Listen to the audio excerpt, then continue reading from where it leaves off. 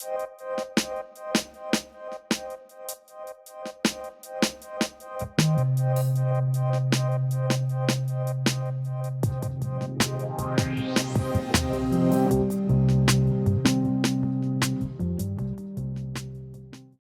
the world understand me and about my illness and my learning problems. It's helped me go through one stage to the next.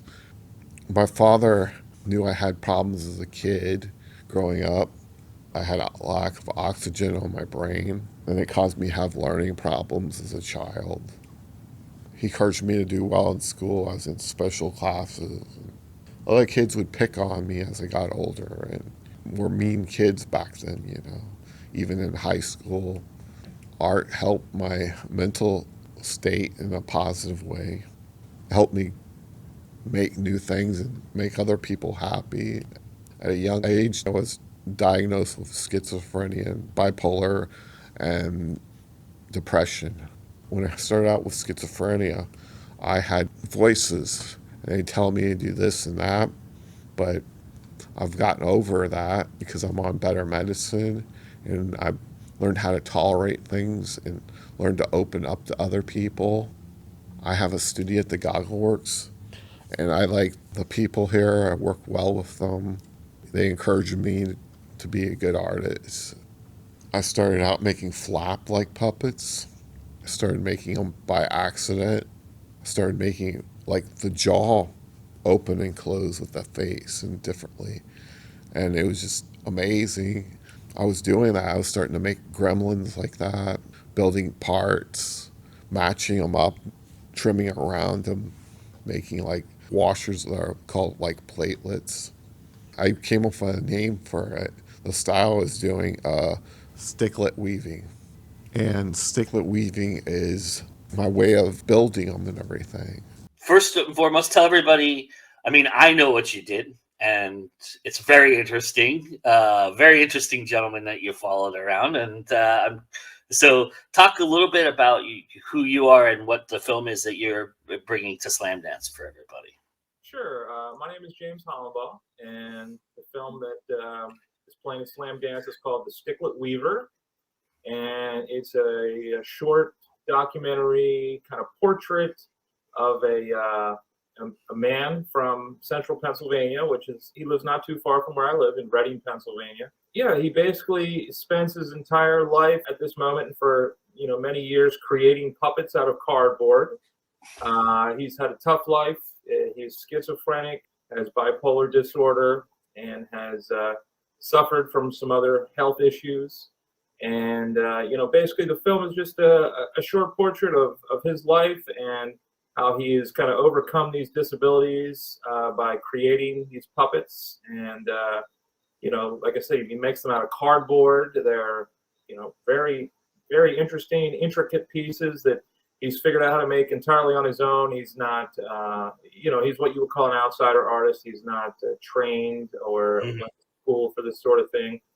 He basically just makes what he wants, and has also overcome little things within the realm of creating these puppets, such as for example, I believe we talk about in the film how he wasn't allowed to have adhesives when he was younger, and so he couldn't stick the parts together. So he created this thing, which is kind of what sticklet weaving he calls it, but where he gets the cardboard and sort of makes pegs and washers and uses that for the joints, and they can move. And anyway, yeah, just a great guy, very interesting human being.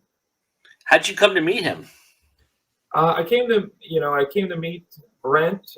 There's another great place in Philadelphia called the Magical Gardens, which is a giant kind of it's all artwork by another artist named Isaiah Zagar, who makes mosaics that are all around Philadelphia. And he has a space called the Magical Gardens that you can go and tour, and it's kind of like a big building filled with mosaics and other kind of collages made out of trash and found objects. And there's a little gallery there where he has other showcases other artists sometimes. And My wife and I went there one time just to visit the gardens, and there was a couple pieces.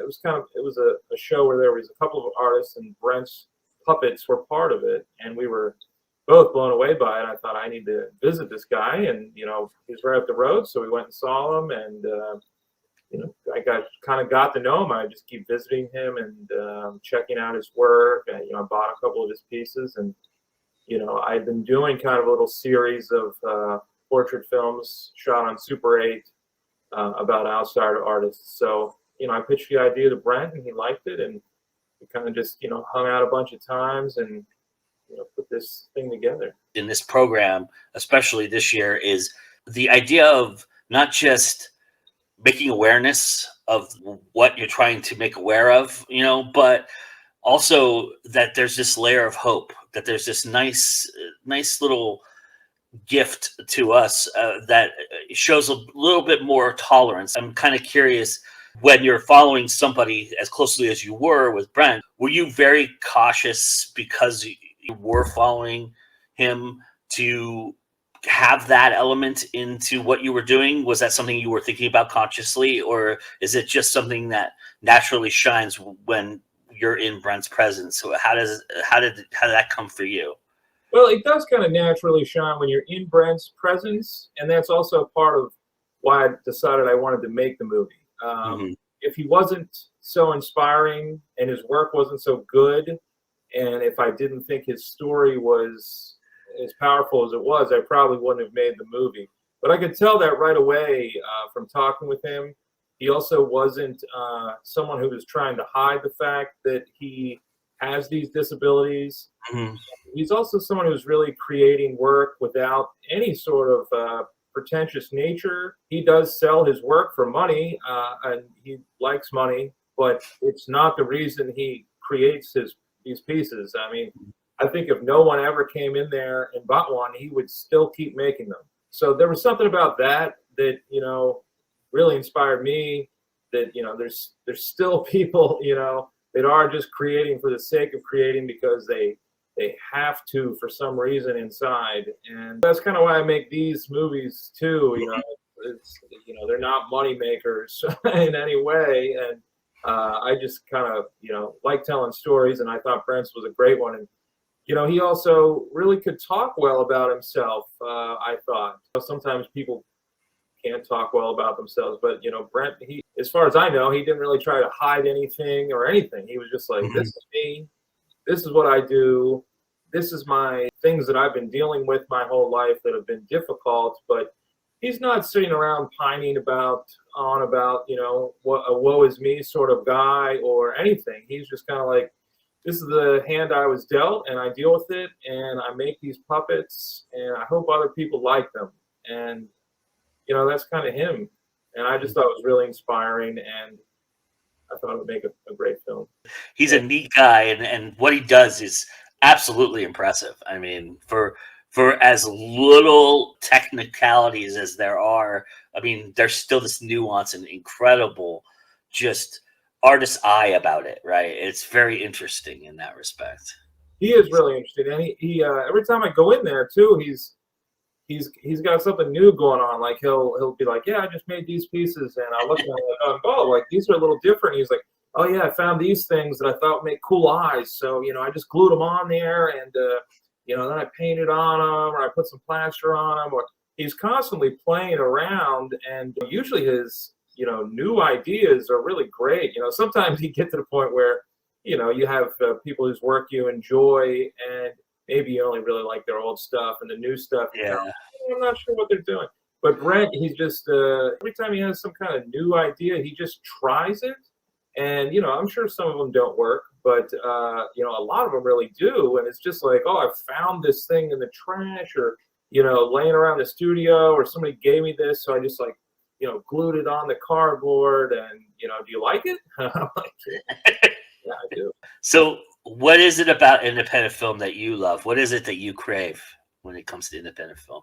To me, it's really just about stories, I guess you would say. I love when I see someone like Brent, or some of the other people I've kind of followed around and made little movies about, or stories I haven't just done movies about people. I've done movies about places and things like that as well.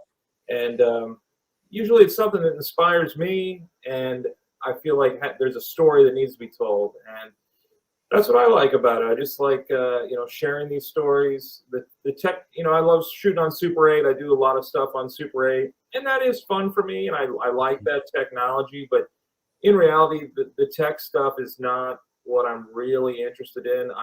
I'm mainly just interested in trying to tell these stories, and I usually do it in a short form like this. Often I think, today people's attention spans are Yeah. smaller, and it's geared toward more just short form work. And I like being able to, make something and share that, and it be something that people are actually going to watch. If you're like, here's a little 7-minute thing that I think you'll like.